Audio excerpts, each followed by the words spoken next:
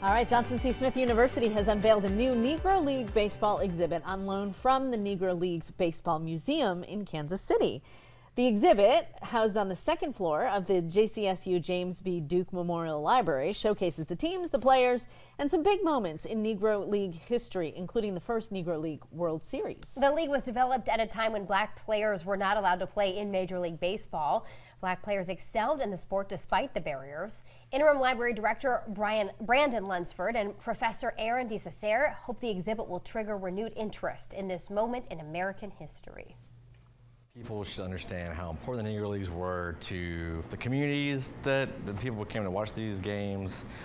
They were just a real social gathering place, kind of a see and be seen kind of place. Also, I think that people should realize how many things the Negro Leagues did kind of got absorbed into the major leagues whenever those players came over. Like night baseball, for instance, was something the Kansas City Monarchs created as kind of a promotional thing. Yeah, and Brandon says there are a few things students may not know about the Negro League. In the Negro League games, the players just played a different way than the white players did. I mean, they kind of used speed and kind of grit and kind of sliding really hard and fighting for runs. And that's changed the game a little bit, and that's kind of a huge part of the game that we know now.